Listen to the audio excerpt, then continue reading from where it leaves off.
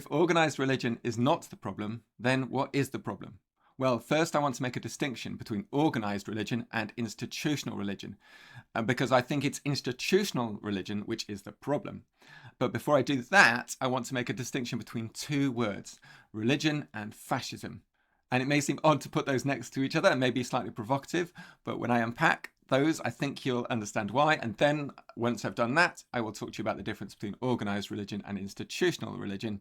And let's think about what the difference is and what we can do about it, if anything. So first of all then, religion and fascism. Well, I want to look at the etymology of those words. In other words, the kind of the meaning of the words literally.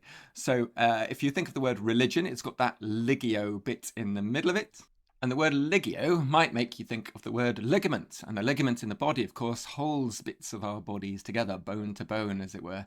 And without ligaments, we wouldn't be able to move. So we need to have ligaments to keep us moving. Now, ligaments bond us together, our bits of our body. And they mean that our bits of our body can't go off in different directions. They don't have the freedom to wander off on their own.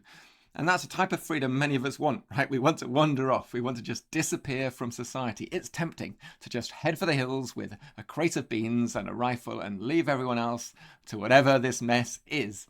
But the word ligament is about being bound, but being bound in a way which allows a greater freedom of a different kind. There is a freedom in our body that comes from being bound together as a body. There's a freedom that comes from being bound together with other people. There's action we can take, power with, relational power that comes from that binding. But there's a different kind of binding, and that's where the word fascism comes from. So a fasci was a Roman weapon from the Roman Empire, and it was an axe head with a load of very straight rods, completely uniform, bound tightly together. It was an instrument of violence and fear, and it was a symbol of Italian fascism. And many people in today's world where we have populism on the rise are attracted by that. If I join this group, I will be more powerful. It's a power of the strong man. It's a power of the fascist. And you may feel like your group is powerful, but you lose your whole identity. Now, religion itself as a group of people coming together around beliefs or values or practices or spirituality, they can all be somewhere between those two, somewhere between giving us more freedom but collectively, where there is a certain amount of compromise but we come together, and the sort of power of being uniform, where you're not allowed, for example, to call out your own religious organization, because if you did, you would bring shame on it, because the gospel is more important than your individual safety or needs, where the cause is more important than you, where the behaving in ways or pretending to behave in ways that the group says you should behave are more important than your own sense of conscience, where groupthink is more important than thinking for yourself. Which is why I love, by the way, the humanist slogan. What is it? Think for yourself, act for everyone. My year 7 students last week spotted that I have a YouTube channel, and they decided to present me with an award for reaching my first 100 subscribers. So thank you to them. That was very sweet of them. And if you're one of my subscribers, thank you to you. If you're not, did you know you can control your subscription level? If you hit the subscription button, it lets you manage what extent you subscribe, like not at all, a little bit and totally. So have a look at that button and see how it works. It's just below this screen. And thank you, Year 7. So then, let's look at the difference between religious organization and religious institution.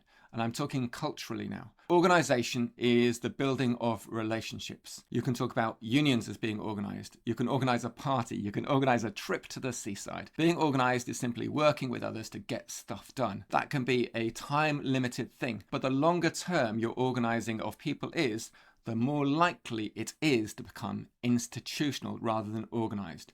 Institutional becomes more top-down, where it's all about the preservation of your institution, and that becomes more important. One of the hallmarks of institutional religion, of course, is institutional anxiety, becoming a self-preservation society. Institutional anxiety is where the preservation of the institution becomes a source of worry, because if it doesn't exist, well, then what? Well, actually, so what? In Christianity, there is a tradition of reading the Gospels and the story of Jesus. And in the story of Jesus, he is not about self-preservation. Jesus didn't say, but I'm too important to die. In that story, forget whether it's historical or not, the way it's told over and over again, he sacrifices his life through execution, through crucifixion. And resurrection comes through crucifixion. And institutional religion doesn't do the self-sacrifice. Institutional religion does the self-preservation.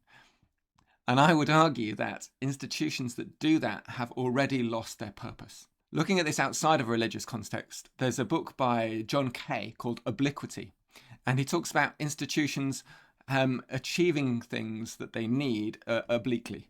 Particularly, he talks about boardrooms of big companies, and he says the purpose of a company is not to make money. And boardrooms spend very little time, according to John Kay, spend very little time talking about profit and money and shareholder value. But when they do, Walmart was one of his examples, when they do focus on profit instead of their real core purpose, that's when they're in trouble. They forget what they're for. Simon Sinek says the same thing. The purpose of a business should be to meet a need in society, and the making of money is a means of meeting that need. Once it gets reversed, once that gets turned in on itself, that business soon becomes unhealthy and it is risking its own demise. Same of religion. Once its purpose becomes its own growth, its own survival, rather than the thing it was set up for, which is for other people, then it soon becomes obsolete. It soon enters a death spiral. So what's the difference between institutional and organizational religion? It's about whether you exist for others or for yourself. It's also about whether or not you see your institution as being forever or your organization as being something which can and should end one day and be replaced by something else. How willing are we for our thing that we've founded and built to be completely taken apart and replaced? If we're not willing, then we're in an institutional culture. If we are genuinely willing to see the death of our organized people and it being replaced by something else, then congratulations, we've got healthy cultures.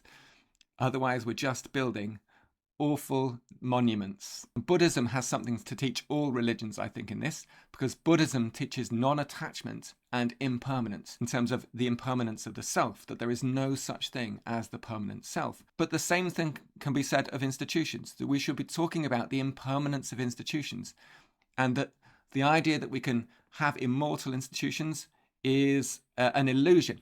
And the only way we're going to get nirvana of our religious movements is by recognizing that they will, should, and must end, and other things will appear. All things come to an end, including the organization you work for or worship at or are part of.